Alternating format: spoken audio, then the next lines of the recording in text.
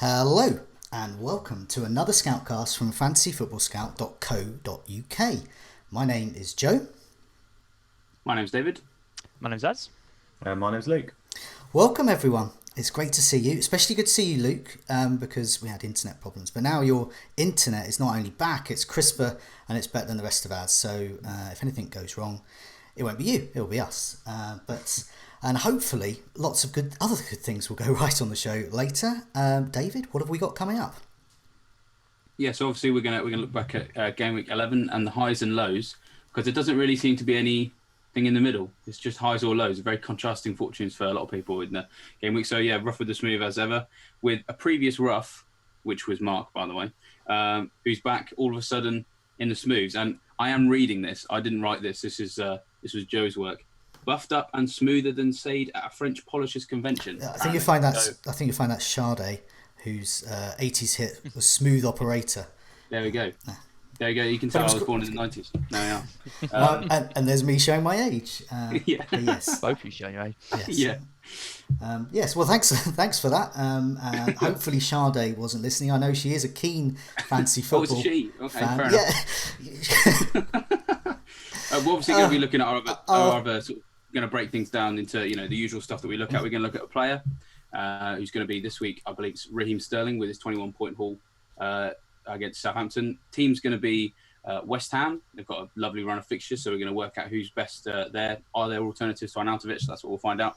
And then our talking point is going to be looking at the template. Is it breaking up? Are we going to have a new one? What's happened to the premium defenders? They've all not kept a clean sheet in the same game week. So they're the three things we're going to look at before we look ahead to game week 12. Okay, well, we're going to look, first of all, have a look at our game weeks. I'm going to go last because my game week wasn't very good, but in sharp contrast, Luke's going to go first. And Luke, your team, you did very well. 87 minus 4, 83. Put your team up on the screen. Well, take us through it. What moves did you make and what went right? Looks like lots. Well, the main man, Raheem Sterling, that we're going to talk about is the main reason. 21 points there, so thank you, Raheem. He's obviously been a godsend. I've had him since game week 3. He's been pretty much amazing for me throughout. Couple of times where he's not played, and I've had itchy fingers to take him out, but stuck with him. He's obviously returned handsomely there. But apart from that, Arnautovic captain ended up being a poorer decision than going Aguero, because I think he was 12 to 13. But in truth, I think I got a little bit unlucky there. I thought Arnautovic could have probably got more points than he did. Stonewall penalty, definitely. Assist was a bit lucky, though, so I kind of balances out there. Also, Aguero played like 90 minutes for the first time ever. So I think, again, the timing of when I've decided not to captain him got a tiny bit unlucky there as well.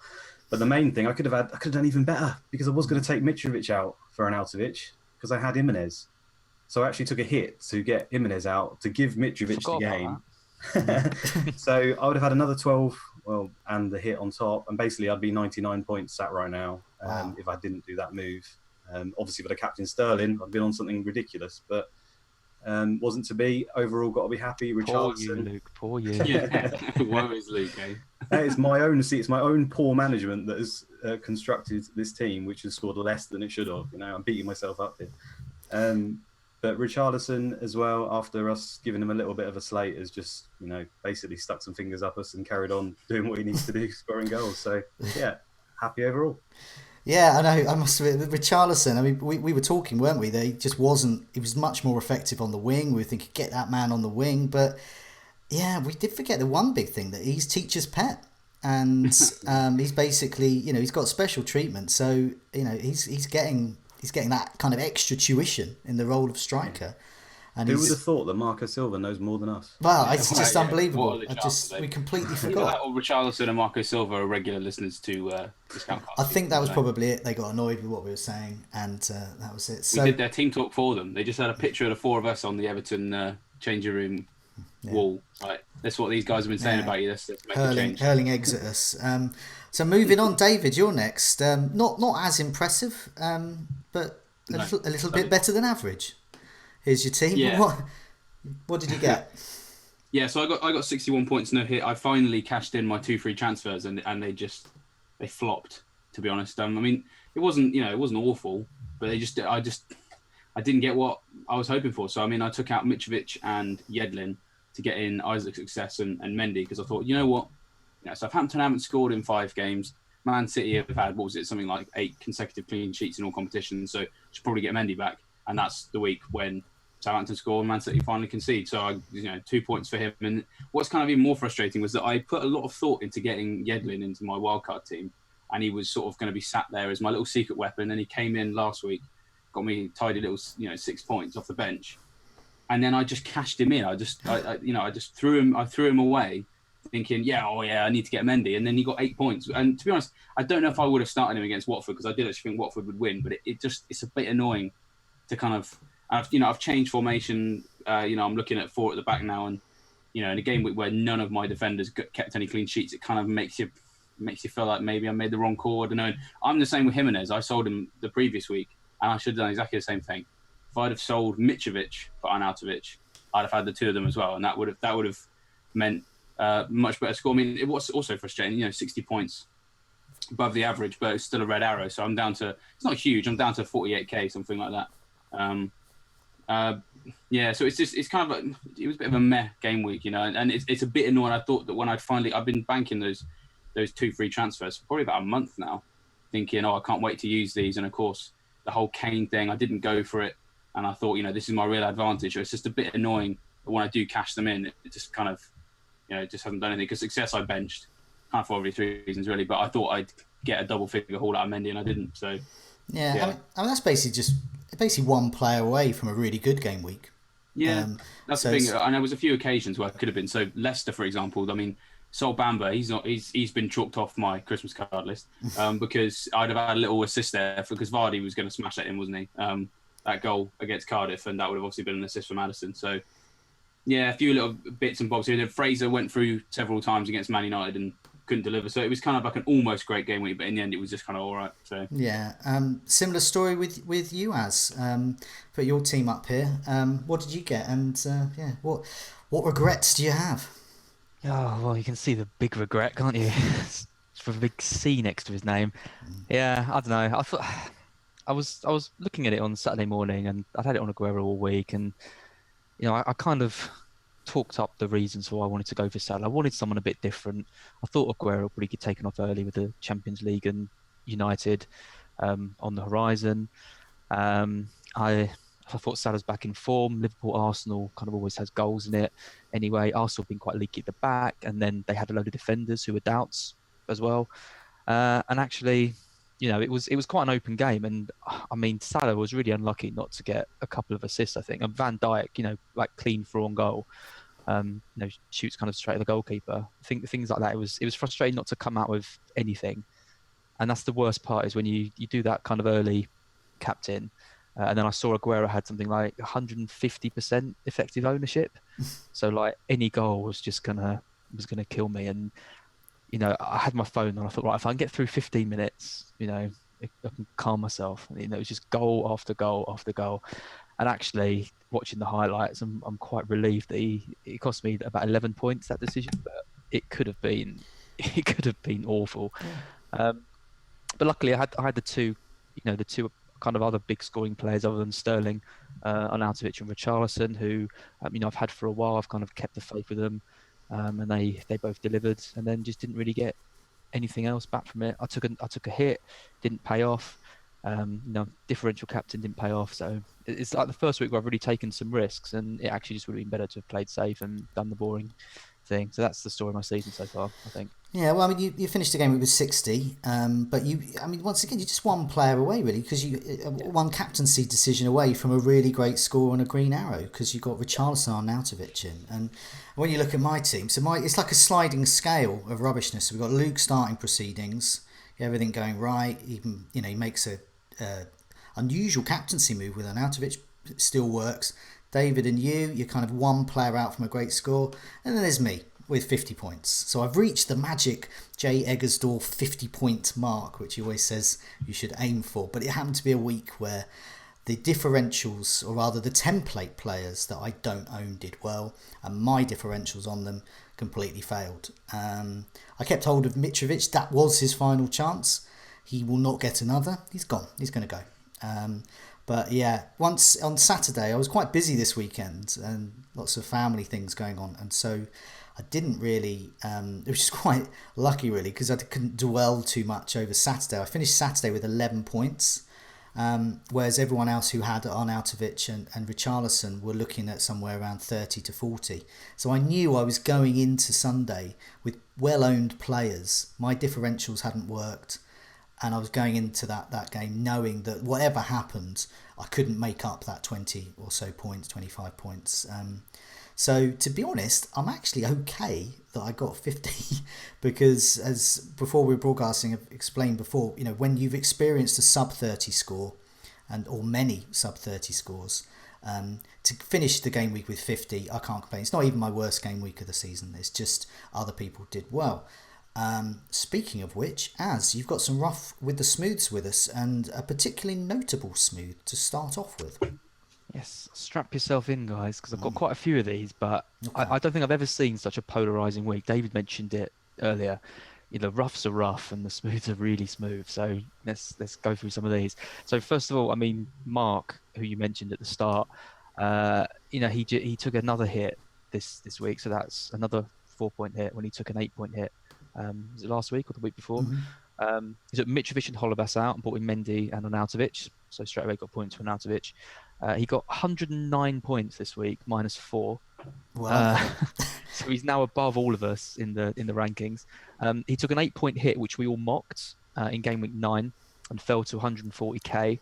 But he brought in Sterling, Jimenez, and Dubravka, who since then have all gone on to just, far exceed, I'm sure, even his own expectations of what they were capable of. And now he's up to 12k. So from 140k to 12k in just a couple of weeks back because of that hit.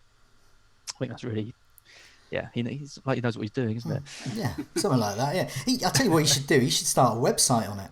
Yeah, he's got a real knack for it. Yeah, let's get him to meet the manager, Joe. Yeah, should do. So there's some other good ones here. So Man United come back. He took a 12-point hit a few weeks ago to bring in Salah and Sterling. He also brought in Wilson, Murphy, Balbuena, who've all scored. He captained Salah last week, Sterling this week, and he's gone from 950k to 200k in that time. So in just 2 or 3 weeks, he's gone up 700,000 places. So just there's always hope, no matter where you are. If you're a bit bold and take a few risks, then it can pay off. So Edo, he said he was hovering around the 1k mark since game week 6, so having a really good start to the season, but was getting a bit bored. So decided to wildcard. His wildcard absolutely smashed it. He brought in Sterling, Arnautovic, Richarlison. He got 92 points, and now he's up to 300 in the world. So really well-timed wildcard there. You'll like this one, Joe, because you like the bench trickery. Oh, I do like that. You do like that. Empty pockets. He bought in. Well, he had. I'm not sure he bought in or had him, but he had Mahrez. So he sees the team sheet. Oh no, Mahrez is benched. Who comes on for Mahrez? Jimenez. Oh, I like that. Yeah, that's pretty good. And Jake Matt 01. Have you ever heard of a hit going this well?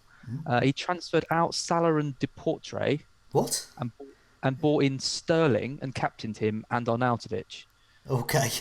So that's 40 points, 50 points, depending on who he captained. So, yeah, I saw that and I was like, wow, that's pretty impressive. Yeah, that's good because it's ballsy as well. Because taking out Salah, the week before he's about to face Fulham, who, let's be fair to Fulham, they're even worse than Cardiff. So that is ballsy and it paid off.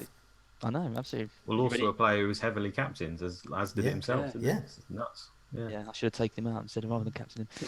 Right, so brace yourself for some of these because these are pretty bad. Okay. So roughs. So Holgley, this is a wild card fail and lots of 50-50 decisions that he made, but was on the wrong side of all of them. So he took out Dunk, scored. He took out Richarlison and brought in Sigurdsson. So stats pointed towards Sigurdsson. We were all thinking about doing it. Well, I was anyway. And it didn't pay off. He didn't take a punt on Sterling. He kept Hazard, who was benched, and he was debating Barkley or Martial, and he went with Barkley. So, loads of missed points there, unfortunately. I always find with those ones though, did he really think about getting that player that did really well afterwards? I always think it's like what you did do, not what you didn't. When it's a wild card, Have a bit of faith, Joe. In No, all. I have no faith. No, I'm a cynical journalist, and I think so- he really wanted Barkley, not Martial. So Eden Wizard, he bought in KDB last week and took Richarlison out for him. So that's cost him Okay. 23 points. And he had to get rid of KDB. That's annoying. And the final two, so Ozil, he said, are these the worst transfers that we've ever seen? Okay. He took out Leno, who got 3 points, Chilwell, who got 12, and Richarlison, who got 15. Oh. And he bought in Fabianski, who got 1, Balbuena, who got 1, and David Silva for 7. So that cost him 21 points. Oh my overall. God! I mean, But- it's brave, but that's going to haunt you, isn't it? Oh, we talk about haunting. Okay, He's not the worst. Okay. This is the worst. Wow. go for it. So this is Clump on FS Scout, and he decided it would be a good idea to take out Richarlison and take out Sterling for a hit. What? And he bought in Mahrez Oh, and Salah, who got 2 points wow. between them, Oh, and it cost him 38 points. no. Wow. I mean, do you know what? I really... so he's got Salah and Mahrez. I really hope that they both... Well, I hope Mahrez starts, and I hope they both absolutely smash it, because that guy deserves it. He deserves a good that game is week well. after And I mean, that. Mahrez, was the kind of informed player, and I can see why people were bringing him in, because he missed out in the cup as well, didn't he? Yeah. So I thought he'd definitely play that game. When I saw Sané was starting again because he'd played in the cup, I was really surprised. But that is Okay. bad. Okay, I well, think let's... we were all surprised there, but the rumour is because he attended the funeral. Is that right? That maybe it might be a jet lag, a bit of the theory going on there. He went to Thailand for the funeral. Wasn't the funeral? The funeral was Or is it that he was about to go and attend It was. I saw something on Twitter. right. Someone saying that he's attended Thailand recently, so it might be to do with jet lag. I don't know how. Leicester Twitter players murmurs. left on Saturday night, didn't they? And Yeah, I obviously Man City's game was Sunday, so Sunday, that makes maybe because they don't need him. I mean, it's Southampton at home. I mean, we could have played in that, right? I didn't see that. That's interesting though. I'd have given it a go, but I would be... must warn you, I'm very unfit, so I would have been like that player that Southampton signed. I can't remember. They signed him. They put him on for 5 minutes. Of course, yeah. And I thought, oh my God, George Weir's cousin, right? George Weir's Yeah. cousin. Yeah, that's me. I'll be George Weir's cousin. Let's move on to the community questions. As usual, we answer the questions via the gift of a player and a team and a talking point. And the player that we're going to be talking about this week is... Who is it, Az? Who is the player we're talking about this week? Who else? It's Raheem Sterling. So with a 21-point haul against Southampton, lots of us are looking to bring him in.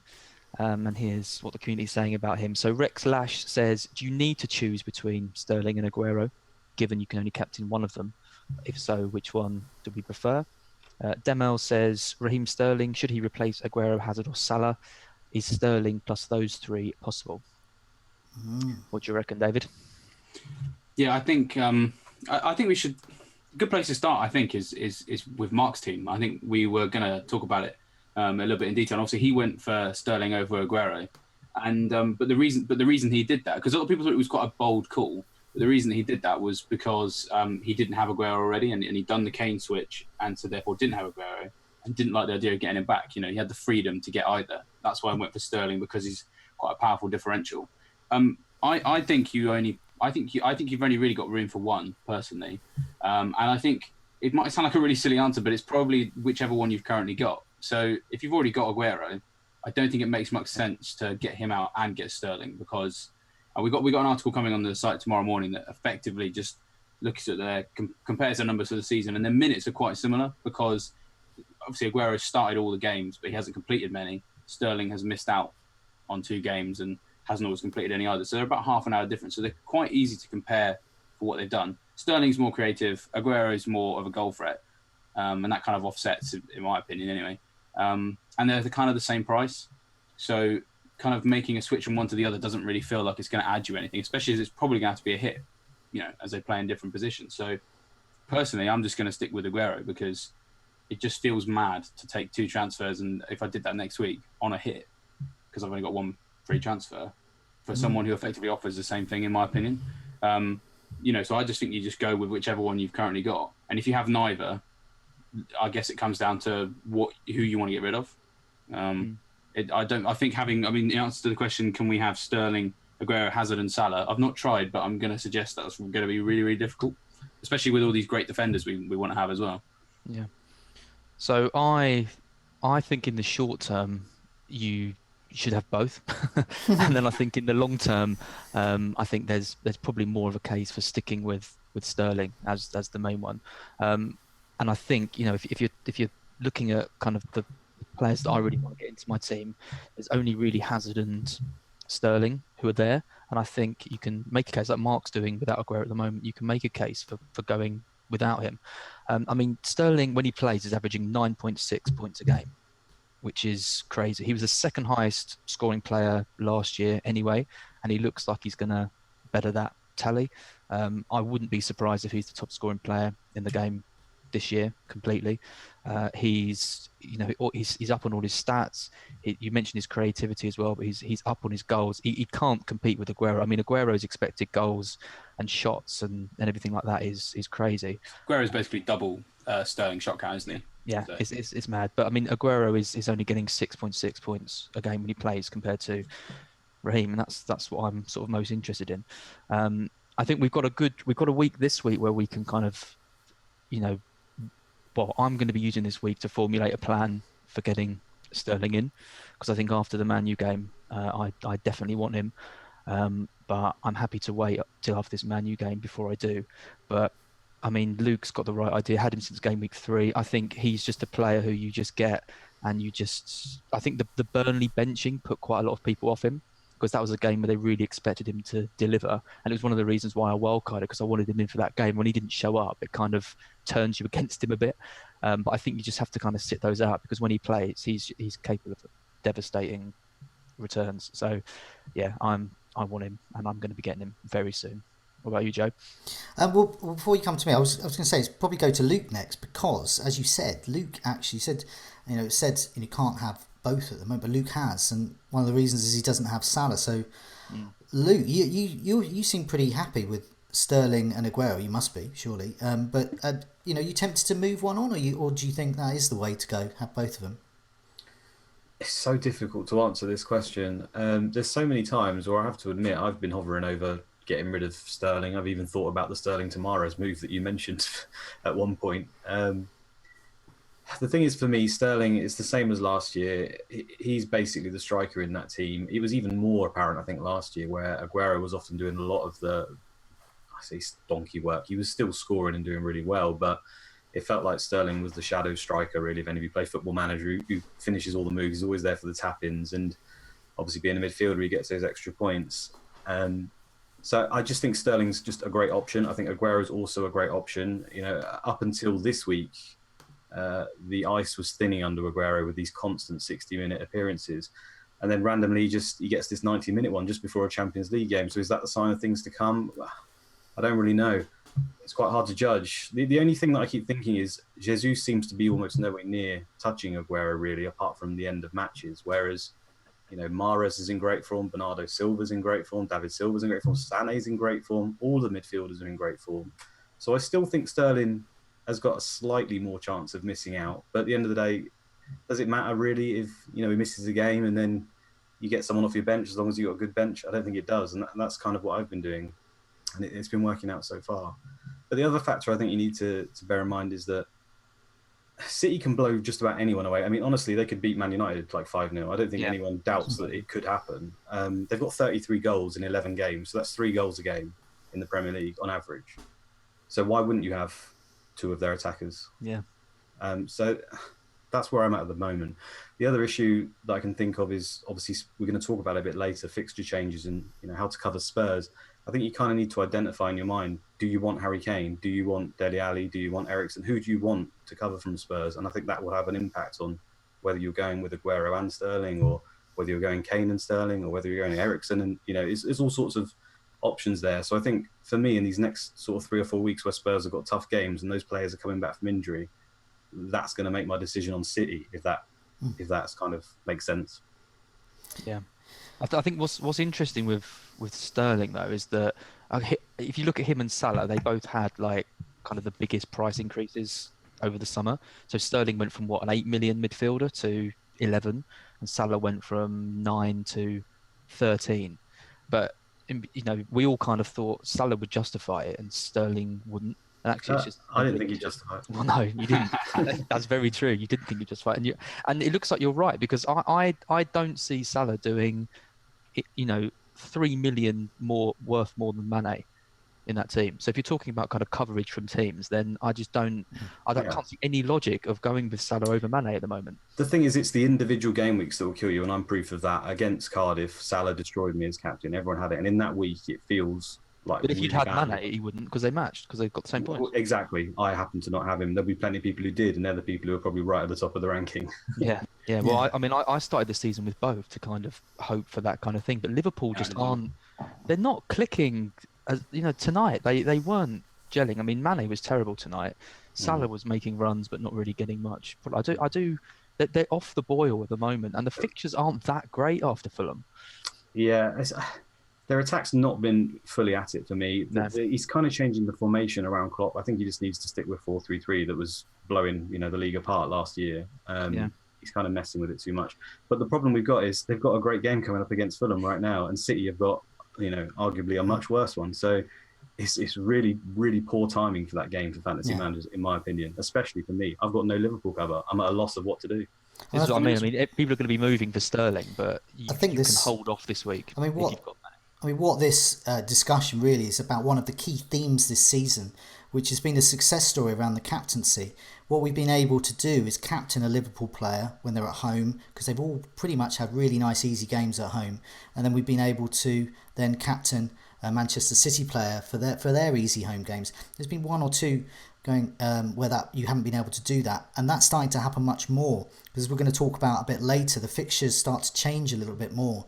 And perhaps that Man City-Liverpool captaincy option won't be there so much, where you can alternate them. But one of the key things I've found, because I've been following that pretty much, is Aguero and Salah are so well owned and they're so well captained as well.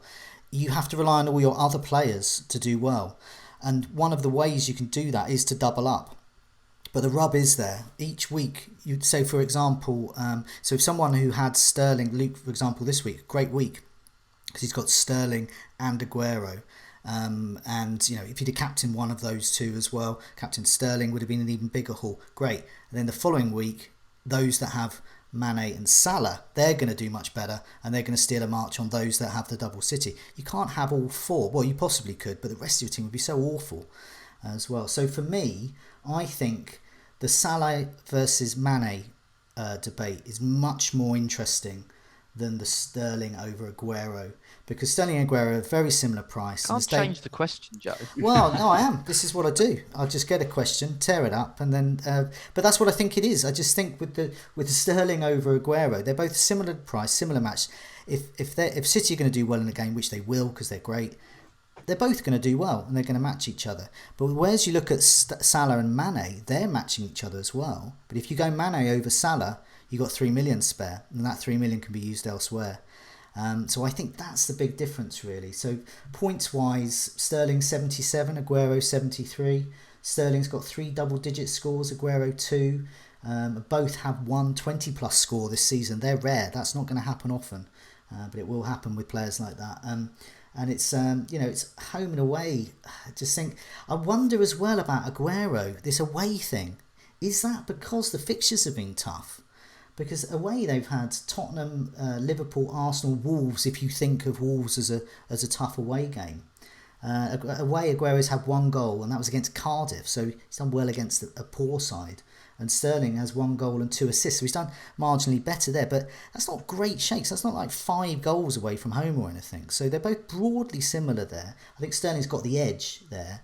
Whereas if you were in Mark's position, where you've got neither, I think Sterling probably is the better choice. He gets more points for a goal, so it gets more returns. And if they're broadly similar there, points-wise, as we've seen, Sterling's got that fraction more at the same price. But yeah, it's away though. It's something to consider.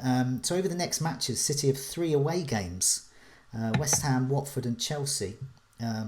And 2 home games, obviously Manchester United and Bournemouth at home. That's very favourable. But if I look at all of those, if we're going through the theory that Aguero is rubbish away, which I'm not certain he is, it may have just been the fixtures. I know it did go into last season as well, but if we go with that theory, then Aguero is actually perhaps expendable because they've got more away games than home games, and Sterling marginally is a bit better there. So anyway, that's my thoughts about it. I think if you've got neither, get Sterling.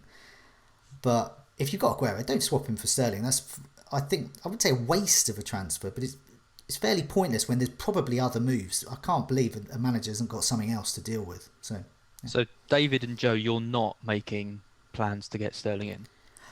No, I didn't say that. So, no. I'm not making plans to ditch Aguero. Currently. Yeah, we've both agreed on that. Yeah. And also, I've got other issues with my team. But if I looked at my team and I thought, wow, that's perfect. What can I do? Make a luxury move. I could possibly do that. Aguero, Sterling, but it doesn't free up the cash. Salah to Mane. Now that's a move. Because my plan would be to take Salah, Maddison, and Robertson out and bring in Sterling, Mane, and Gomez. So I'm basically sub 5 million now. Is he 4.9? Is Gomez 4.9 now? No, he's 5.1, I think. 5.1. Oh, okay. Well, I like Gomez because you've got, he is a rotation risk, of course, but they all are apart from Robertson. But the fact he can play two positions, I think, just makes him a little bit more appealing than Alexander-Arnold. And I feel like I'm upgrading Maddison to Sterling and not really losing that much because I'm getting the 3 million from the Mane Salah switch. So that would be that would be my plan of doing it. I'll just add on this: if you're thinking about for this game week specifically, which you can understand after Sterling's haul, they're playing Man United at home. Now, for me, Aguero's home form has been incredible. So if you're thinking about taking him out or a hit to get rid of Aguero for this game week, that seems a bit mad to me because he's pretty much showed us that he's going to get at least 6 points. So I think you have to be pretty mad to do that if it involves taking him out. Also, Sterling's notoriously got kind of a bad reputation in these big games against Man United, Everton when he was at Liverpool, and against Liverpool. I borrowed a bit of a stat here, actually. It's from Doug at FPL Toilet Podcast. You should check it out. It's a lot of maverick thinking on that one. It's good. I can't remember the exact teams it was, but I believe it was against Liverpool, Everton and City, depending on what team. He's played 22 times, and he's got 1 assist in those 22 games, in those big, high-pressure games.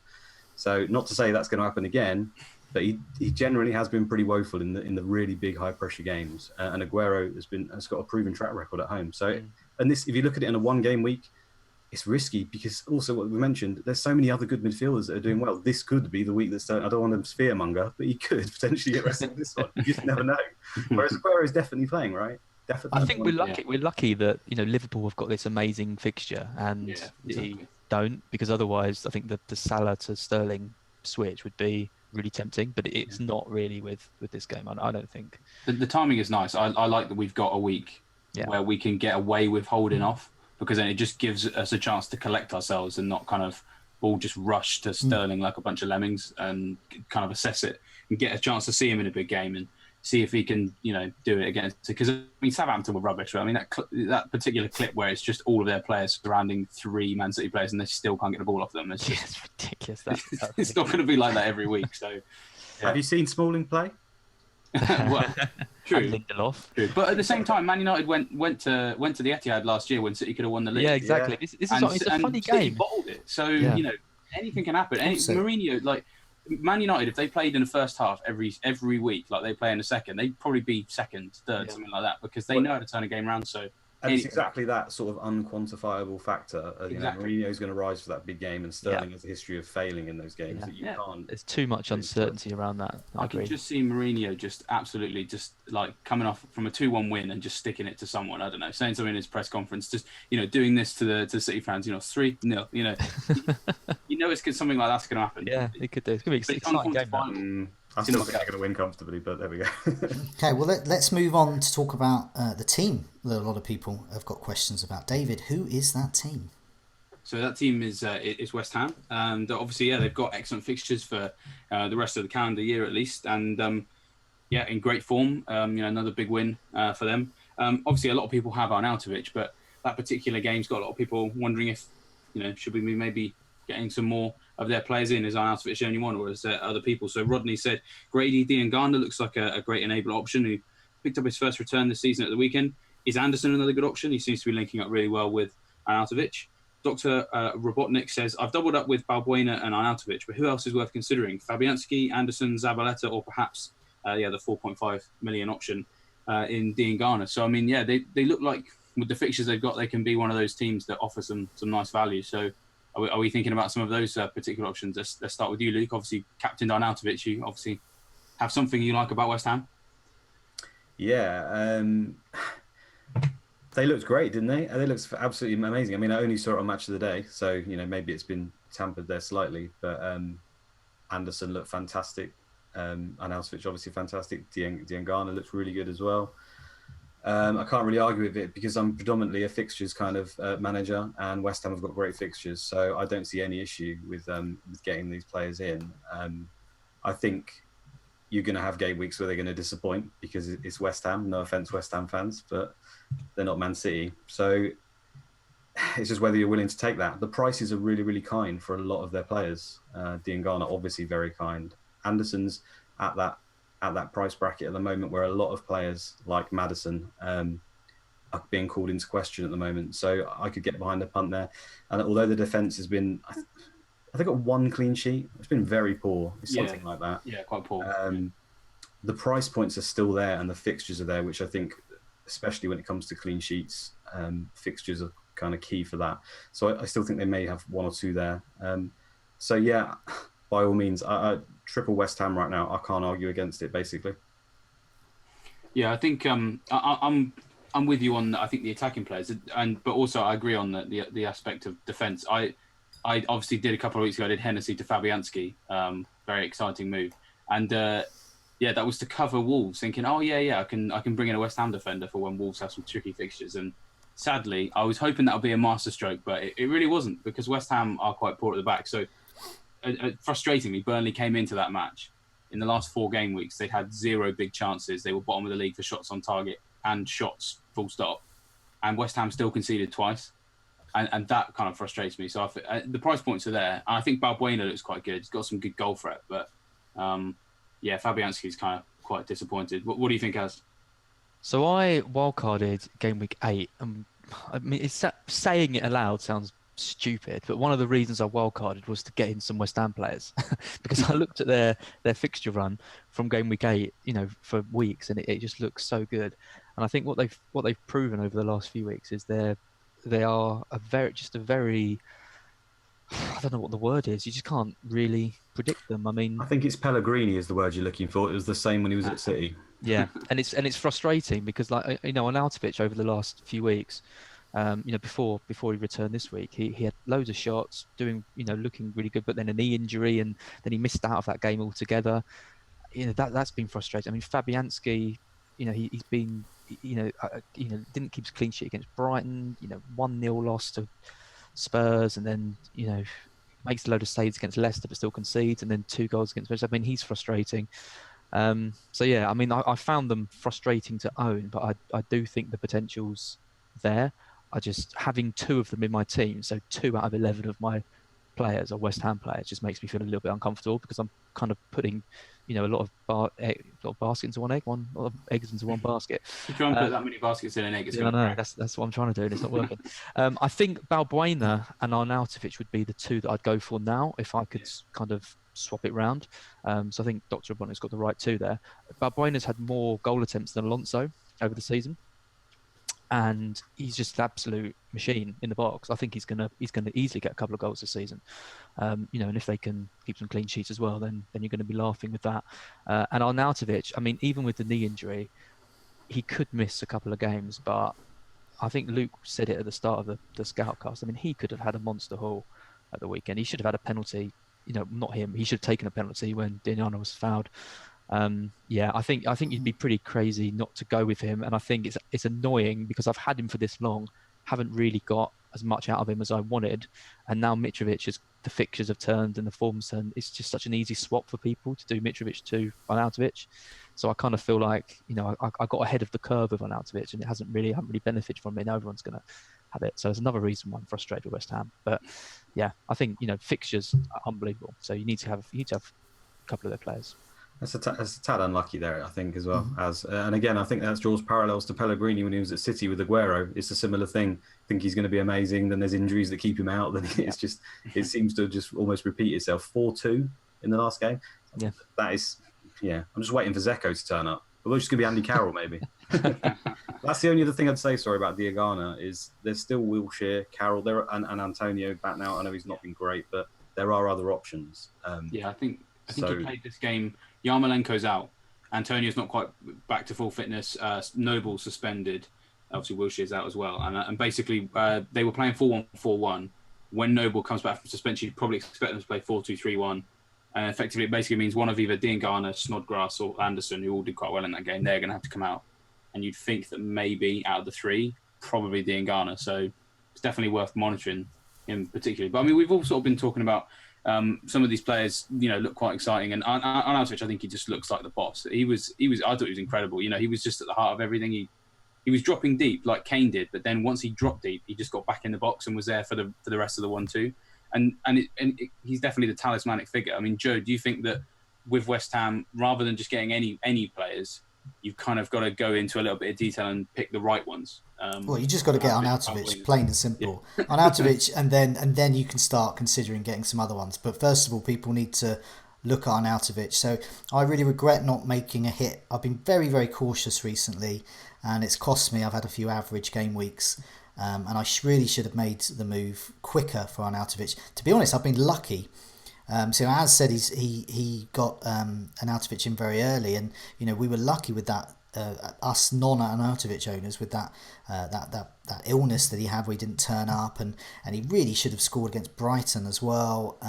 So Spurs, I mean, there's three. Spurs, Lloris was unbelievable. I mean it's, so this fixture, and he could have got even more against Burnley.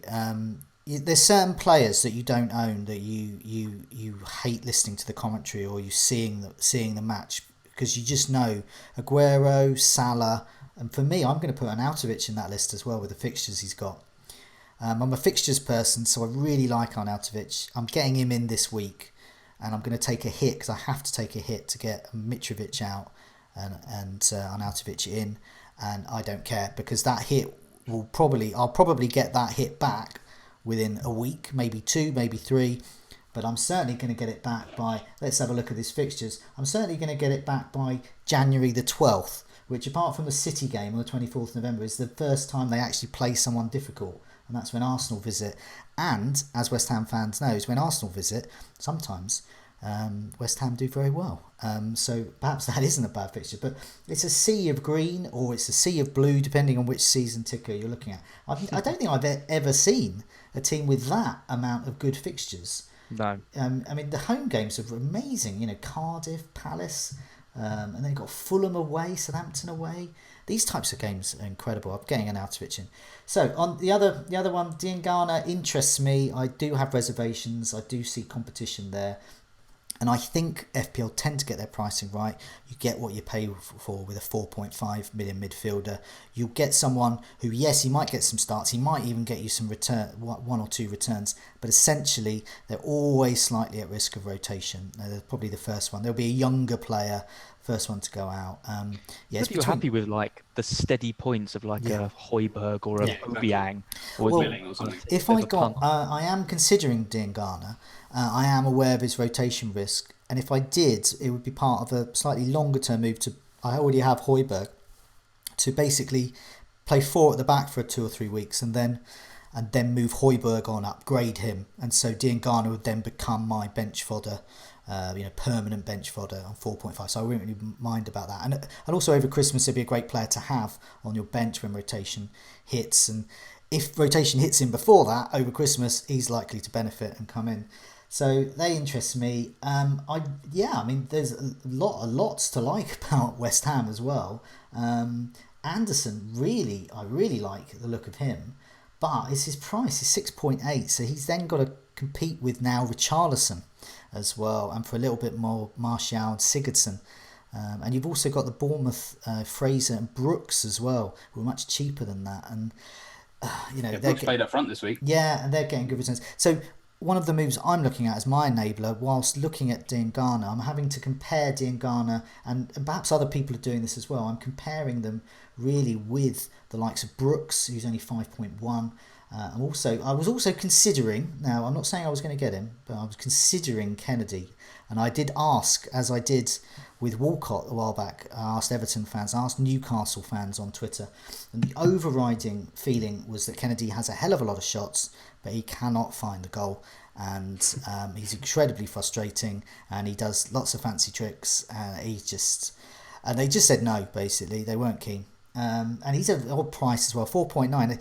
The way they described him, I'd be wanting to pay 4.5 for Kennedy. He's a bit too much. Brooks, I compared them all on the comparison tool, plug for the Fantasy Football Scout members area. So basically, they're all broadly similar, but Brooks is much more attacking, and I like his price, and Brooks is probably the one I would get.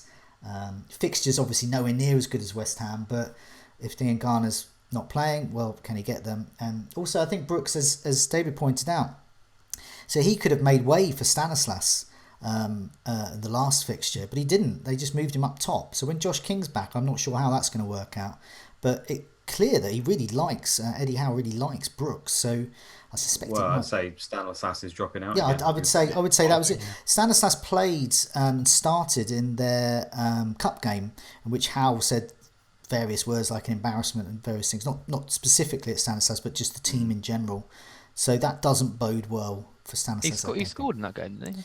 Yeah, but they just didn't like the setup of Bournemouth at all. He just wasn't happy with the overall performance. I think part of that as well is Stanislas just cannot stay fit. So how can you base a team around him? He might come in here or there. And I think a lot of the time before he actually played on the left, because he used to rotate with Fraser quite a lot.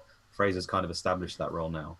For me, Brooks is undroppable in the form he's in. He's got something about him. So over Christmas, when you've got games every other day, there's a chance. But I wouldn't worry about Stanislas long term because he's just so injury prone, and I think he's behind at the moment. That's my take on it anyway. And just going back to West Ham players, Balbuena, yes, really, really good option. For my own team, I don't really have a space for him at the moment. I would have to upgrade Wan-Bissaka to get him. And I just don't see the point of that move when Palace's fixtures are bad at the moment, but they'll get slightly better. And Wan-Bissaka's season long, surely. Yeah, exactly. He's just set and forget, because I got him for 4 million. So I'm not going to get a regular start for 4 million. And when their fixtures get better, I'm more than happy to either play him or have him sitting on my bench. Balbuena, do I move any of Mendy, Alonso, Robertson, or Doherty for him? I'm not going to. But for those that have a spot in their defence going spare, yes, get Balbuena. He's got form fixtures, and as pointed out, he's got that goal threat as well. So one of the things I did is I had a look at just the last 2 game weeks, really. So a really immediate thing about West Ham stats there, and he's had 4 shots over 2. Considering where he plays on the pitch. So I mean that's the same as Arnautovic over 2 game weeks, obviously. So that's obviously Arnautovic only got that 1 start, but I like that. I like the look of that. So yeah, West Ham, big thumbs up. Arnautovic, get him. And yes, if you've got space, get one of the others. They're brilliant enablers, fantastic. One other final stat on Anderson that I just uncovered when I was doing the scout notes. Sort of puts the bit of the brakes on the bandwagon a little bit, because obviously he played fantastic, but I still think we need a little bit more from him. So he's had 8 shots in the last 4 game weeks, but 5 of those came in that one particular match, and it was Burnley who have had more shots than anyone else. So I mean, I thought they looked great, but I think Burnley are making everyone look great. So I think we just have to factor that into a little bit into sort of how they played in that game. And if we see anyone else absolutely smash Burnley, we just kind of got to remember it's Burnley, because there's something seriously wrong there at the moment. So, yeah. I think West Ham have got 2 games away now or something, and Anderson's done a lot better at home. He was actually dreadful in his last game, according to West Ham fans. He played really bad. Yeah, with the cup game. Yeah, and then, exactly. And then he just played absolutely fantastic. So there's a little bit of a flair and maverick about him, and it may be linked to home and away, or it might just be that he's erratic. I think he's kind of had that throughout his career. He's always been like an extremely talented player with a big future ahead of him, but he's ended up at West Ham, no offence. So it probably tells you a little bit about his consistency. Okay, well, let's move on to our talking points. Now, this is something that Luke's going to introduce. Luke mentioned earlier that he's a fixtures person, and I know Luke's doing very well in the Sky game where fixtures are key, because you really got to pay attention to those especially when they're the week they're happening. Now, this is something that was brought up in our Meet the Manager video, Kenneth Tang. He spotted a big change in the fixtures. Lots of other people have as well. So, yes, Luke, can you explain more? Yeah, I think you're going to bring it up on the screen, Joe. Is that right? I'm putting up a big, what looks like, for those listening on the podcast version, it's a massive patchwork quilt. And at the top is lots of blue, and that's the teams with great fixtures from game week 15 all the way up to game week 22. And then around the bottom of this patchwork quilt, it's all red, and these are the teams with the rubbish fixtures. So we've got some questions around this, haven't we? Yeah, and obviously when a manager such as Kenneth highlights this to us, you kind of got to take note. So it's a little bit in the future, game week 16, a few weeks away at the moment. But essentially it's coming down to a bit of form versus fixtures, really, and which way we're going to go is the sort of the overriding questions from the community. But I'll read a few of these out. So we've got Hazard is an FPL legend, and he's basically saying Hazard, Sterling, Aguero, Kane and Lacazette all look like great options when the fixtures change around game week 16.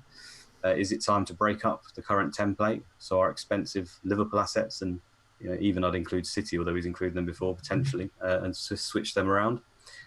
We've got FPL Orsomo, I guess of South Park, the little robot, yeah, right? He is Orsomo. Is Salah to Mane the ideal move to make funds for these kind of moves? Saving obviously 3 million, we've discussed that already. And then we've got Diesel 001. He says Spurs, Arsenal, and Manchester United could be the template breakers from game week 16. They've got a great run, which should be on the screen there. Do you guys agree? And I've just lost the last question because my computer's played havoc, but found it again. From The Hobbit, he says, is it soon time to ditch an expensive back line and go for a turbo midfield? I'm not sure what turbo means, but there we go. I think it means good. Very fast players. Fast and expensive. Yeah. Get Adama Traore and Leroy Sane, very rapid. Yeah, it doesn't get you extra points, unfortunately. And which enablers would make this work? So not only talking about breaking up, for fixtures, but also the structure of our teams. And then Karen 14 very simply says, is this the end of RAM? So I think most people have got the famous back line of Robertson, Alonso, and Mendy at the moment. So will we see the end of that at that point? So if I come to you, as first of all, fixtures are obviously there. Are you considering dumping some of your form City and Liverpool players and looking at Spurs and the like? I think the end of the RAM is in sight because the end of the R in RAM is in sight. I think Robertson, to me, is the one out of those three who I'd be happier losing. I think Mendy and Alonso, a lot can change between now and game week 16, but for me, they're two that I don't want to be parting with just because of how much they offer going up front. For 6 million, between 6 and 7 million, I think you've always got the potential of the clean sheet, then you've always got the potential of the attacking returns as well. So I'm not going to be looking at losing either of those. Spurs are a really weird team this year. They're kind of grinding out results. I think it's their best ever start to a season. Their lineup, it isn't really. They've got like Winks and Dembele and Lamella and Mora and Kane, who's and then Trippier with Aurea back is going to get rotated, and their centre backs, they brought in that Foyth guy at centre back, and I'm just looking at the team. They don't seem to have a settled team. There's kind of injuries around at the moment, so in the short term, I'm not really factoring them in. It really is a wait and see with them, see if something can dramatically change between now and 16. Arsenal, though, are completely different because they have actually got some players who I'm considering. So I think Ozil's being overlooked at 8.4, quite a frustrating player to own, but for that run, I think he could potentially be quite a nice differential. Lacazette as well. I don't see him in that many teams, even though he's one of the top performing strikers. So he's one that I'm looking for, especially for game week 16 when they've got Huddersfield at home. Then that's immediately followed by Southampton away and then Burnley at home. So, like Lacazette for those 3 games, I think is really, really strong, especially when Liverpool and City sort of don't have great fixtures around that time. In defence, I'm still not convinced though. I don't know who I'd get out of their defenders. Probably Bellerin if I had to pick one. But this is what I mean. I'm happy with those 2 premium defenders of Mendy and Alonso. But I think there are hopefully going to be some options, further up the pitch from them. But Arsenal are the ones I'm looking at. I'll definitely be bringing in a player from Arsenal for 16. Can't tempt you on Kane there. From look at those fixtures. Just look at them as. I mean, he looked better. His stats are better, aren't they, from the Wolves Yeah, game? Wolves eight shots on Yeah. goal. No one had more in game week 11. So Yeah, that's which like is the old Harry really Kane. encouraging, and like you can never write him off. But I mean, he hasn't done anything in 11 weeks to make me think he's worth the money. I mean, he could end up being, he could end up being an absolutely brilliant differential because for that week. I mean, Southampton at home, game week 15, in particular. If you're going to get Kane in, you get him in for that week. So he could be fantastic, but I don't know. I mean, Liverpool have got Burnley that week, so The other factor I think with Kane here is he's probably the most nailed on player that you can just yeah. sit there and think he's going to play every one of those games. Over Christmas, Yeah. you, And that I think that'll swear for you. Do you agree with that, Joe? Are you looking at Kane for that run or anyone else? I'll tell you what, I'm considering. I like to be flexible, and this is why I like this thinking ahead, because it's something you kind of need to plan for and you need to be thinking about, because for those listening to the podcast version of this, the teams at the top are West Ham. We've already spoken about. Sea of great fixtures coming, and then Arsenal is second, so they've got amongst them Huddersfield, Burnley and Fulham all at home, West Ham away, Southampton away, Brighton away. These are great fixtures. Then Tottenham up there, Southampton at home, Burnley at home, Bournemouth, Wolves, they've got Cardiff as well, away, Everton, Leicester who concede as well. Yeah, once again, great fixtures there. And Chelsea, the fixtures stay pretty good as well. Some quite nice away games there, Crystal Palace, but also Southampton and Newcastle within that run. There's basically loads of premium options suddenly that we all want. So we're going to need to think about which of our current crop of premium assets we want to stick with and we want to go. So for me, Salah's probably top of my hit list round about game week 16. I just look at the fixtures there. I think they've got Burnley away. I might give him that. Bournemouth away, game week 16, possibly that. Manchester United at home, game week 17. That's when I'm starting to be thinking, okay, Salah's ditchable for Mane. And so around that time, and that frees up that 3 million. That enables me to have another one of my players that I can upgrade to someone like possibly Lacazette, possibly Ali, possibly Eriksen. We've got time as well to spot them. I think I know with Arsenal. I haven't got Arsenal assets all season. I've been doing really well. Bellerin, for example, as well. So and at the back of defence, as already mentioned it, the R in Ram is probably the one that's going to go. I've just got him in because I've got him in for the next set of fixtures. I think they're good. But I think around that time, I think Alonso can stay, Mendy can stay, and I think Robertson can go. And I think someone like Bellerin, or possibly a non-freeing up money move to Trippier, who I've had in and just been consistently scoring as well. What about Rob Holding? Because he seems to be playing. Yeah, well, yes, exactly. Arsenal do have these cheaper options. Don't laugh, but Iwobi as well is another one to monitor. He could be absolute gold because he's really cheap. And he's really good against Liverpool. And he's really good. He's looked really good this season. And there's all these players there. And so I do think it's a time when the template we've got will be shaken up. And it's something I'm starting to think about much more about now. But for the time being, I'm happy with that expensive defence. I'm happy with the way Ram has been going. And I'm happy keeping Salah. And I think City's fixtures still stay good. So I think you need to be looking at perhaps something like Salah to Sterling. Even that frees up $1 million or so. Then Robertson down, and suddenly you've probably got about 3 million in the bank. And this is an extra premium player. I definitely want to go into Christmas with more of them. That's my thoughts. So David, obviously Joe was saying he's still going to be looking at Mane potentially there. So Salah to Mane was in his thoughts. Would you be considering not going with any Liverpool attack? Because I look at those fixtures and I think, do you need Mane? Where are you going to find the room for these Ozils and Eriksens and people for the fixture swing? Could you just do without him? Yeah, it's weird because obviously, yeah, we've been watching Liverpool and we think that they're missing something offensively, but I don't know if it's irrational, if it's based off what they were like last season, but I feel like there are games in that run that I feel they could blow people away. So I mean, Burnley away, even Bournemouth away. I really don't rate Bournemouth's defence, for example. Man United at home. I mean, if we think that Man City could potentially go through Man United, I still think Liverpool could as well. Newcastle at home. This is still some nice. I mean, they got Arsenal at home as well in that run, and we're sort of all talking about we don't really like Arsenal's defence that much either. So I mean, but yeah, you're right. I mean, that's the thing is that with the other premium options looking like they can potentially offer more, some of them for cheaper prices than Mane. yeah, it's a dilemma that I'm not looking forward to making a decision on that. I think, I mean, I've been looking at Kane for this particular period, but only in the sense of he's on my watch list with a lot of work to do. Because I look at Man City's, the first 6 games, as people perhaps see on what's on the screen right now, they've got a 6-game period where they play 4 games away from home.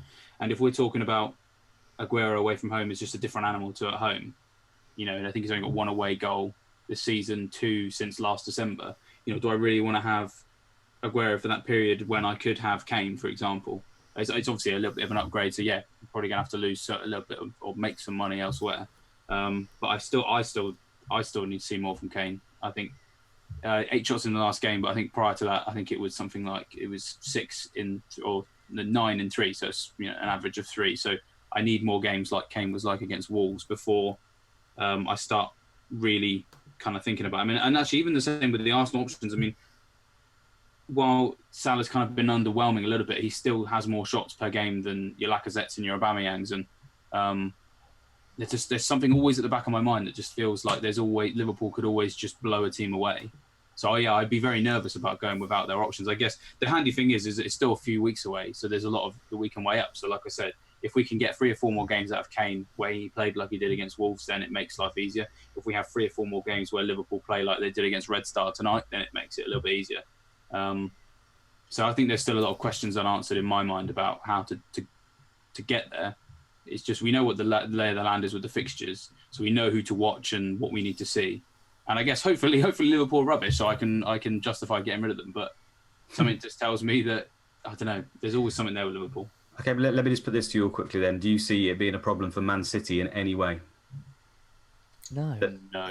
No. So 3 Man City, regardless of fixtures for everyone. Yeah, right? that's why I would keep Mendy, and that's why I would keep Aguero, and that's why I would consider Sterling as well.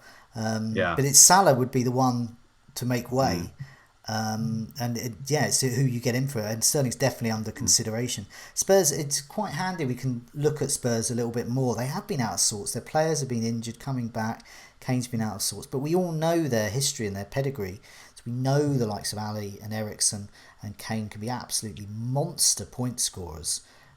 So yeah, keeping a watching eye on them. But yeah, you're right. The timing's pretty good for them because Ali and Eriksen look like they're on their way back. Yeah. The fixtures are still pretty bad for a little while just before this swing. So if they come back and they start performing, you like to think the scene is set for them. And I think Kane's trump card I've already mentioned is we expect him to play nearly every one of those games. Aguero around Christmas, that's where I think you might see the odd benching for Jesus. Otherwise, why has he got him in the team? Basically, Jesus has got a feature at some point around those.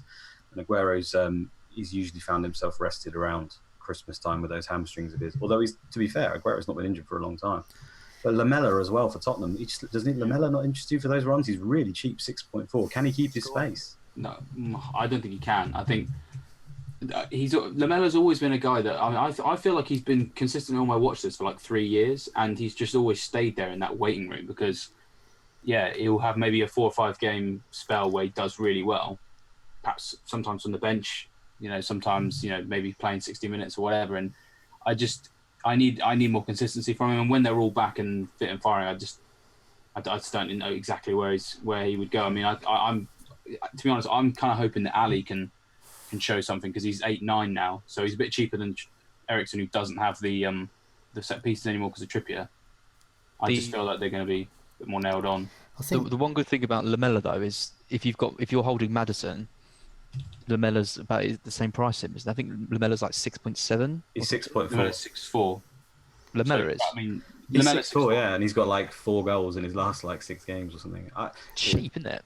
The thing with Spurs as well, they've nearly always had the Kane up top, Eriksen out left, Dele Alli in behind, and then on the right has always been up for grabs. Son has obviously stepped up in recent times and taken that place. But at the moment, I'd say Lamella's the front runner. Now, obviously, there's going to be a little bit of rotation, but if he's scoring at the rate he is at the moment, I don't know. I just and there's Moro in the equation as well. I just don't fully trust Lamella. It's like, yeah, exactly. You'd have a good time with him, but it'd be off in the morning. No goodbye, nothing. Whereas Eriksen. I need to read out the messages from our group chat now. Eriksen would be reliable, and he'd even make you breakfast. Bit of Danish bacon. And so this is what I would think. I think Eriksen. I think he's going to be a bit much, Joe. He's going to be a reliable point scorer. No, I think he's great. But Lamella, I don't fully trust him. Yeah, you're going to get monster. It's a really good analogy. He's like the naughty boy, isn't he? He is. He's the naughty boy. Whereas Eriksen is, you can take him home. You can take Eriksen home to meet your parents. Take Lamella home. Blimey, your parents go, what the hell is that? What the hell are you talking about? Wait, shall I read what's in our group chat?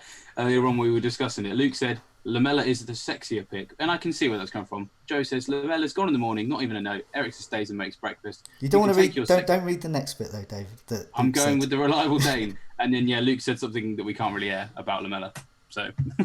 There we go. Up our thoughts on that. Yeah. But I think it's a good analogy though, because it sums up what they are as fantasy Premier League prospects. And Lamella, as far as analogies go, it's fairly accurate, if not a little bit disgusting. It's disgusting and it's extreme. But Eriksen is basically a reliable player, I think. Although he hasn't been so far this season, but he's been injury prone. And Eriksen or Ali are the ones I would look at. I'm surprised you're saying all that, Joe, because Eriksen was an awful pick for you at the start of the season. Yeah, he was, but I think I don't know. Well, he's going to. He did leave you. I did also say.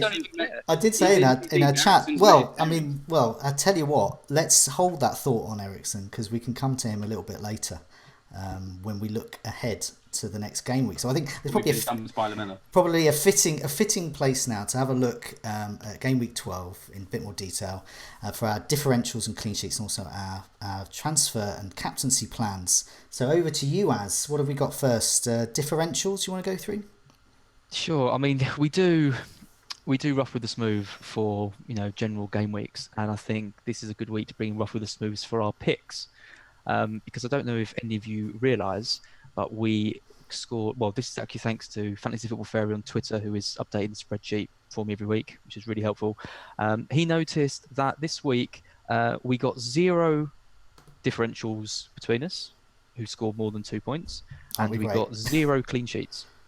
We're brilliant. We're so brilliant. So switch off now, everyone. Yeah. So I'm not even going to bother. Do the opposite of everything we say. Yeah. To be fair, there was a stat on the official FPL. The top 26 most owned defenders this weekend, none of them kept a clean sheet. Yeah. Just worth saying. It's just one of those weeks. I mean, I'm not even going to bother going through, how we're doing and stuff this week because it's too painful. So I'm just going to come straight to David. You had the first pick for the differential this week. Who have you gone for? Yeah, so I've decided to I picked this guy on the FBL show, took loads of stick for it, including from people on set as well as people on Twitter. Went for Alvaro Morata before their last game because basically he'd had more big chances than Eden Hazard, and of course it was put back to me that his accuracy is terrible. Well, not anymore, because if you are in the members area and like to have a play around with the goal threat, you'll discover that nobody has more shots on target in the last 4 game weeks than one Alvaro Morata. What's going on? And obviously he scored in his last 2, I think 3 in his last 4. He seems to be. There's been a lot of talk of people under Sarri have kind of been enlightened, and David Squires did a great panel in his strip last week about how basically Ross Barkley was basically the guy from Good Will Hunting, and Sarri was has been enlightening him. I'm not buying that. I've heard Ross Barkley talk. It's not your fault. Basically, it's a panel of him and Ross Barkley was just like, it's not your fault. It's not your fault. And it's possible that a sequel to Good Will Hunting has come out called Good Morata Hunting. So his miss though at the end of the game just summed up Morata for me. Well, of course, yeah. I mean, he's always going to have that streak in him, but I mean, the stats are there. I mean, and he's obviously poorly owned because he sucks, but he's having a nice little run. So I'm gonna pick him on this show as well. Nice. Okay, so I was next. I'm going for Brooks, which he's only owned by I think 2.4% of the game, and he played up front in the last game. And yeah, I mean their fixture list isn't great, but they've got a decent enough fixture away at Newcastle this week. If he can retain that spot, I think he's a really good pick. And a lot of the question on the last one about should we be downgrading our kind of defenders, our expensive defenders? Well, actually, you've now got a couple of kind of low price enablers to not have to do that. So you've got Jimenez, who's still under 6 million. You've got Brooks 5.1. You've got Dianania, whatever his name is, at 4.5. So I think there are who Diangana. Whatever his name is. He said Narnia. You've got options at cheaper prices, so I don't think you need to downgrade your defence. And I think Brooks is a really good pick. I think you can have him as a fourth mid, or as a fifth mid if you wanted to rotate him with someone. So I'm going for him. Luke, you're next. Yeah, I was really tempted to say Callum Patterson again because I've already been for him once. That seems boring, but again, he's playing up front, and he's against your lads Brighton, so I think there's a chance for him. But I haven't got him. I've gone for the far sexier Shaqiri, who does he make your breakfast? With those calves, I'd let him do anything he wants. Chips don't lie, eh? I mean, it's a differential in the fact, well, he's owned by less than 5%, but there's a chance he doesn't even play. So I just think it's one of those ones where if Shaqiri graces the field, he's against Fulham. So, I could be on for a big call here, just simply on the fact that it's against Fulham. Not overly confident with the fact that he missed the Red Star game and they were generally pretty bad. Maybe Shaqiri comes in, that's my hope. And he looks great when he's actually played for Liverpool. Every time he's played, he's actually passed the eye test for me. He's looked really good. So, yeah, Shaqiri would be my pick. And I think they really missed him tonight. I think they really good. Red Star defended really well and really deep, and they just didn't have anyone to kind of unlock them. So I think they missed out not having him tonight. Joe, you're next. Well, yeah, I mean, hopefully he'll be joining me on Breakfast Club, my pick, which is Eriksen, who's only 4.2% owned. Yes, I did get him in earlier this season. Yes, it didn't work out. He's been injured. He's back. I think he's going to get more regular starts. This is a good time, as we talked about. He's got the fixtures coming up soon. For those that have looking for a differential in midfield, yes, he's expensive, but you could be getting ahead of the curve there, and I think he could do well. So yeah, I mean, Eriksen for me. Nice. So clean sheets is next. I had the first pick this week. I've just gone with the most obvious one, which is Liverpool at home to Fulham, because Fulham. I mean, if Fulham haven't sacked their manager by the time Liverpool roll out, I can't see anything other than a massive win for Liverpool. And actually, a few people have been asking me if I've been considering the triple captain on Salah this week. Is it better to use it in a single game week against a team like Fulham, or in a double game week against teams where there might be rotation or where the fixtures might not be so good? And I mean, actually, it is pretty tempting, because I think just Liverpool are just going to roll them over. I can't see anything more than a Liverpool 4 or 5-0 win in that match. Fulham are just all over the place defensively. They cannot defend. And yeah, I'm not going to do it, but I think you could make a case for it. I think a lot of people will do it as well. And quite a few people played it against Cardiff. So when Salah played Cardiff and got 15 points from that, and I think you'd be happy with a 15-point return. So yeah, none of you were tempted by a triple captain, I guess. Well, Luke, someone got him. Someone did it quite. So some people who finished quite highly last year did it with Kane, sort of like game week 7. I can't remember who played, but I'm pretty sure he scored a hat trick. And yeah, and then when people triple captained him, what was it? FPL Fly did. That's right. Yeah, he got a brace, I think. Yeah. But then when people triple captained him for the what was it? It was Swansea and West Ham ended up in the same game week and got 1 point. Yeah. So that can always happen. Yeah. It can. Anyway, I don't know why I'm talking about Salah and triple captains. I think Liverpool are going to keep clean sheet in that game. Anyway, I think there's going to be rotation though. I'd be interested to see who actually starts in defence for that game. I don't think Alexander-Arnold will play. I'd be interested who plays at centre back as well. Joe? I'm going to go for Chelsea against Everton. I was looking at they host Everton, by the way. But I was looking at home and away stats, and I think I might have taken a bit of a risk here, because Chelsea at home are sort of mid-table in terms of underlying stats. They've conceded 36 shots at home, just 1 clean sheet. They conceded 7 goals. That's kind of right in the middle there. Everton away, they're sort of mid-table when it comes to attacking. Really, they've scored 7 on the road. That's a fairly okay return there. But in recent weeks, I think that Chelsea have got better defensively.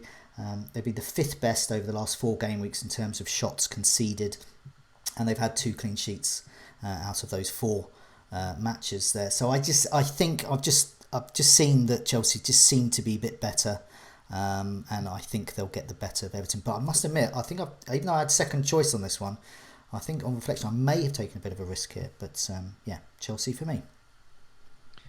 David? Yeah, I was quite happy that you went for them, because I was worried that someone might take Spurs, who I've gone for. And I feel like I've gone for Spurs a lot this year, not necessarily always out of choice. But no, I just think away at Palace, Palace we know have had their sort of struggles with getting goals at home. I think they've only scored in one game. Twice. Yeah, so 2 goals are both in the same game. One from the penalty spot, I think. They just they're not really convincing me of much attacking threat. And Spurs, they've kind of been mid-table-ish for sort of like big chances conceded, but they've still done quite well for goals conceded over the last 4 game weeks. Only 3 teams have conceded fewer. That's Bournemouth, Liverpool, and Man City. So this particular game, conceded. Yeah. You've gone for Spurs twice this season and got 2 clean sheets from them, so why not make it a hat-trick? Exactly. I'm really regretting not going for Spurs, but that's the maverick I am. Just don't tell Christian he won't come around for breakfast. Yeah, I know. I didn't want to go too much on Spurs. I don't want to give him the wrong idea, like backing his whole team. You got to play hard to get, Joe. Don't put all your definitely. baskets in one egg. Yeah. I think that one's going to go bust, mate. They played midweek, they'll be knackered, and Zaha. If that Foyth plays, Zaha's going to tie up in knots. That's a good point. I'm just hoping that Foyth gets. I hope he gets dropped because, They're going to score, but it's going to be 4 penalties. Put it that way. Right. Good point. Yeah. I was left with the dregs, obviously. So the dregs being Man City, I'm just going to go for them because they keep clean sheets all the time. I know it's a derby game, but Man City at home, I can honestly just see them just 2-3-0 comfortable win at the moment, unless Mourinho pulls out one of his masterclasses. But if he does, it's more likely to be a 0-0, 1-1 masterclass, in my opinion. So there we go. Okay, so let's have a look at what we're going to be doing for game week 12, our transfers and our captains. Let's go for you as first. What are your plans and who are you captaining? Nothing. Saving the transfer for my big hit during the international break, where I'm making 3 or 4 transfers, I reckon, to fit Sterling in my team. But yeah, definitely keeping a transfer this week. I think my team's pretty decent shape. I mean, it's going to be Salah captain, maybe Salah triple captain, but maybe not. Probably not. Maybe. I'm a little bit tempted. Okay. Salah captain though. Okay, David, what are you doing? Yeah, I'm probably going to be doing the same. I'd grown frustrated with Maddison. I know a lot of other people had, but it's Burnley at home. With what we've been saying about Burnley, you kind of be silly to really take anyone out ahead of a game like that. I would have banked those 2 free transfers for the international break. I think I've done every international break now with 2 free transfers, and it feels really nice being able to do that. Just kind of leaves your options open for anything that could happen. And there's a few things I'd like to fix in the future. I mean, obviously, we've talked about sort of long-term planning, what we might want to do. So the sooner I can bank 2 free transfers, the better, to be honest. And yeah, not a great deal I'd change. And yeah, captain, obviously, going to be Salah. That's just not even going to come close to changing. Obviously, I'm not going to go down. I'm trying to be more dull this year, and I feel if your triple captain goes wrong in a single game week, you feel a lot more stupid than if it goes wrong in a double game week. That's true. I'm gonna hold on that particular chip and just captain him in the regular sense. Okay, and Luke, what are you doing? I'm at a total loss basically because I've got no Liverpool, so that is a big worry. It hurt me against Cardiff. It hasn't hurt me anywhere else particularly. So I'm thinking, do I just ride it out and hope I get lucky? But that seems mad. But the problem is, if I want to get, there's no way I can get Salah basically without hits involving Aguero out, which we've already discussed is mad as well. So potentially Mane, but that's also hits. So I may just go with my differential. I'm tempted just to bring in Shaqiri for 1 game and potentially even captain him. That's my current theory. It's currently what I'm going. I mean, that is exciting. That would be full Luke. That would be full Maverick. Full Luke. And I actually hope that pays off. That's that'd be great. I mean, you captained Arnautovic this week, which with the fixtures elsewhere was a Maverick decision, and it paid off. So I'm not saying I'm going to captain Shaqiri because I don't even know if he'll play. That's the issue. If I knew he'd play, I'd put it there. The only thing I've got Sterling, so I could do him, but we've already discussed he's not been great in the big games. Could do Aguero, play safe, probably get 6 points. Could do Hazard, but then I think, was he going to play the full game? Might only get 60 minutes again because he's obviously only played 30 the week before. So I'm left with either Arnautovic or Shaqiri. And Arnautovic, I think, could be a good shout again. The only thing is Huddersfield worry me that their defence has kind of picked up recently. And I don't think West Ham are quite the same side of the way. I can't see why Shaqiri wouldn't play because Klopp is going to change up that team because they were awful tonight. Look at you all trying to convince me. Well, if you're worried about him playing, I'm not saying he'll do well. I'm saying he'll play. I think he'll play wherever, whenever. It's one of Shaqiri or Arnautovic. That's who it is. And that's involving hits as well, just to get him. So I'm removing Fraser. Okay, well, for me, I have been way too dull recently, and I need to take some hits. I need to play catch You've been up. too dull. Too dull, and I need to be slightly less dull. And I echo the thoughts conveyed by Trevor Steadman on our live chat just now. He said a rude word, so I won't mention that bit, but he said that he has had enough of Mitrovic and Arnautovic, and he needs Arnautovic. He's willing to take a hit. He should have done that last week. I should have done that last week. So I'm going to make up for lost time. I want to get myself sorted. I want Arnautovic in. Mitrovic is going to go, and I need an enabler in order to make that happen. And I'm thinking of downgrading Fraser to Brooks to free up that money. At the moment, an alternative is I ditch one of my rubbish goalkeepers for a non-playing goalkeeper, something like Hennessy to Hammer or something like that, or Hamer, however you pronounce him. Joe, you say you're going to be more interesting, and you're doing the most boring transfer ever that everyone's doing of Mitrovic and downgrading a keeper to a non-playing one. Well, no, I don't think I don't know do it because I still don't think because I'm not. That's pretty exciting. I'm not exciting enough to just have Joe Hart as my only playing keeper. Do you want me just to call up Ericsson now because that is a perfect match? I'll tell you what I need. I need Christian Eriksen on my side. It'll make everything better, I think. But no, Lamella's the man you want. Get him in. Yeah. So I think Brooks in for Fraser as my enabler. That was just my immediate thought. I just think Fraser. I can get a sort of Fraser light for cheaper, and it frees up a bit of money, which gives me the option potentially to do something like Maddison to Richarlison the following week, or possibly, I don't know. It gives me some options and flexibility. And as I said, I'm still not convinced about Salah long term. I think I'd like some other players. So that's for the future. Coming week, Arnautovic has to come in. Me and Trevor, arm in arm, are going to get Arnautovic in, and we're going to be. I feel like I'm a little bit ahead of the curve on you then. If you're making hits and transfers to bring in players. Oh, I have to. Well, I should have done it. It was that Kane move sent me back once again. So that's a lesson learned about short term moves. All my moves now are long term, really. So that's what I'm looking at. I'm looking 6 to 8 game weeks, hopefully, or maybe four actually. I'll give someone 4 game weeks. So I think it's just no brainer. And after it's got to go in. So anyway, thanks so much for joining me and joining all our watchers, and later in the week all our listeners as well. But for now, it's good night from me. Good night from me. Good night from me. Yeah, and good night. Good night all.